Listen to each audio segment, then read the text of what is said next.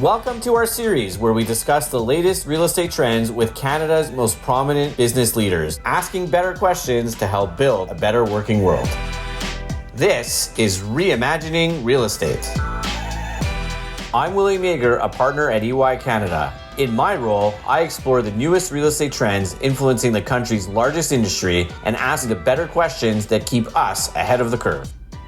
In this episode, I speak with Anthony Giuffre, founder, CEO, and executive chairman of Avenue Living, one of Canada's largest multi-residential companies with a growing portfolio of storage, commercial, and agricultural holdings. Anthony, it's great to have you with us today. Thanks so much for having me today. I feel honored to be able to be part of the series. Excellent. Thanks, Anthony. And let's jump right into it. Avenue Living has expanded rapidly over the last several years. Can you tell us what opportunities have led to Avenue's success? Sure. When we think of Avenue Living, we're seeing obviously the recent turbulence within the markets, within the geopolitical system globally as opportunity. Why? Because Avenue Living is an operator. We see obviously necessary attention to every single detail within our organization, from the customer experience to the capital allocation to market selection. Excellent. Thanks, Anthony.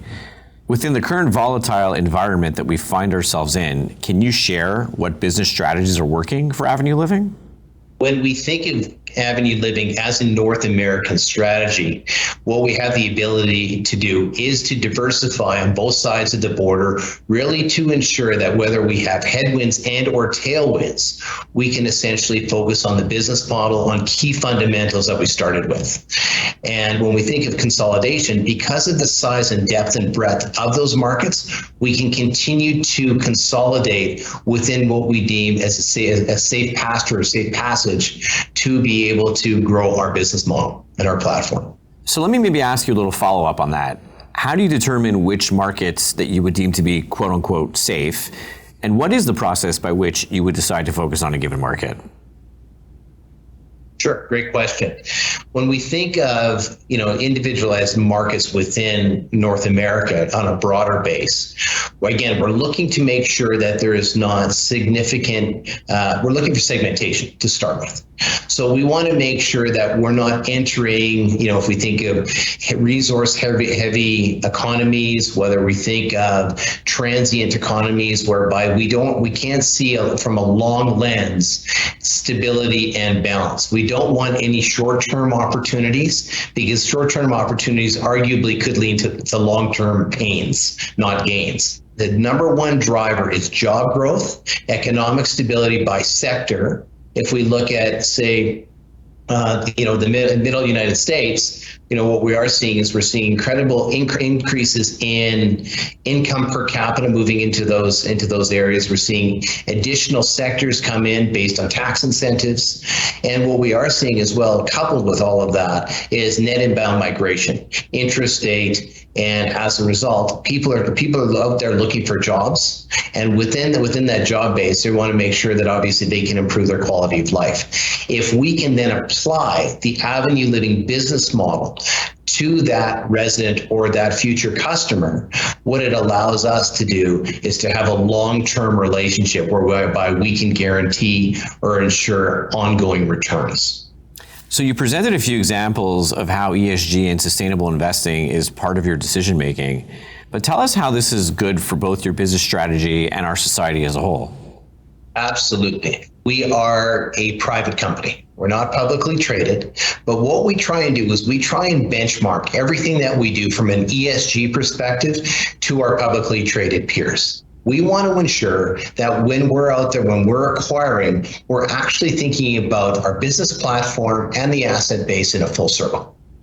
We want to ensure that obviously not only are we acquirer of assets, a manager of assets, we want to make sure obviously that we hold a responsibility not only to the organization, our investors and our stakeholders, but also to our residents. And I think that we spend a lot of time threading into ESG into doing that, because it sits at the forefront of our organization and obviously our strategic direction as an organization. So how do you ensure that you are not over-rotating on ESG and that you are in fact timing your initiatives well in regards to balancing both your stakeholder interests with targets and metrics? Avenue Living itself is in a very unique situation. I would say it's almost opportunistic, because when we think of our ESG and we think of what we have the ability to do, because not only are we dealing with ESG from an investment perspective, as mentioned with the PRI, but we're also looking at it on the basis of we are rejuvenating, in a lot of cases, old stock. If you think of the bulk of the apartments built in Canada, the United States, typically speaking, they were built prior to 1990.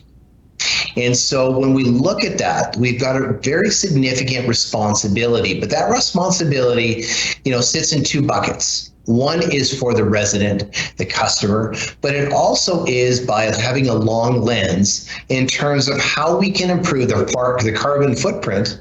And a lot of these older buildings that maybe what we deem as important today wasn't important when they were built.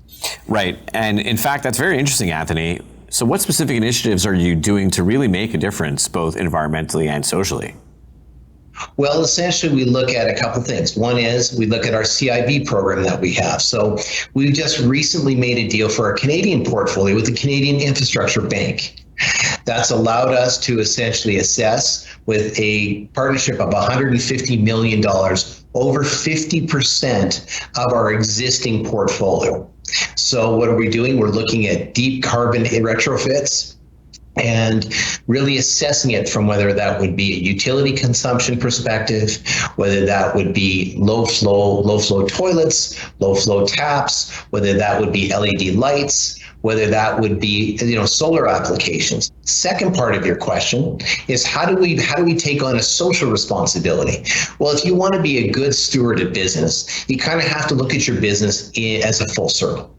So when we think of what does Avenue do? Well, obviously we're not building, the latest and greatest tower. That's not what we are or who we are. We, as we said, really understand our customer segmentation. So when we think of workforce housing, $15 to $50 an hour, we need to recognize that there's a big word amongst our customer base, which is always going to be various degrees of affordability. So how do we address that affordability? And how do we thread that back into ESG? Typically, we're gonna thread that back by, on the lower end of our spectrum, working with, for example, Avenue Living works with 40 individual named charities to create housing affordability for people, in the housing market. We don't necessarily focus on the hard to house market, but we focus on increasing affordability within that customer segment, what we deem as workforce housing. You take that approach. We're also taking the approach of providing that customer service experience, so it's not binary zeros and ones in terms of a great place to live or not such a great place to live. What we're trying to do is merge that gap through, as I said earlier, a institutional grade management style where we're focusing on a customer experience, whereby we have a responsibility to make sure that we focus on all stakeholders within our business, whether that would be investor, lenders, or internal employees, and also, most importantly, the resident itself. Because if all of those stakeholders are thought of in a full circle, arguably, again, we have a very stable and robust business platform. So this is in fact quite unique. You're able to take a holistic approach to ESG, you're investing responsibly and rejuvenating old stock, and impressively addressing affordability for the workforce housing segment. Okay, great. How do you intend, though, to scale your ESG efforts in the future?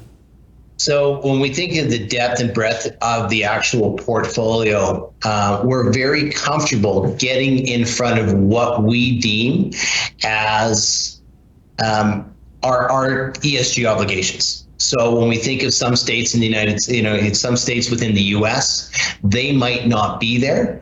But if we create a standard for Avenue Living, whereby we provide what we deem as our operating, we'll call that our operating platform in terms of how we operate our multifamily units. We're very comfortable that should things change in terms of, regulations, in terms of lending hurdles, whatever that so happens to be, we're not going to have to all of a sudden change or course change how we operate our business. We'll have the ability basically just to do more of the same. And I think that makes a difference. And if we take a uniform approach, whether it would be through the Canadian provinces or the US states, we'll be able to ensure, obviously, that our stakeholders know what we're doing, the Avenue Living team itself, we as operators know what we're doing, and we can deliver a consistent result to our resident. So how do you plan to ensure that your ESG efforts remain affordable and sustainable? We're not necessarily out there trying to push rents to optimize it, whereby we move outside of the affordability construct. Typically speaking, in our product category, what we're focusing on is ensuring that our residents sit within, for their rent payment, 30% of their overall income. As a result, we know, and the banks use this as credit terms for a lot of their lending assessments. We've adopted that on a uniform basis to try and make sure that we can promote long-term residency for our customers and our residents. So as you look towards the next 3 to 5 years and ongoing market shifts, what will set you apart in the industry?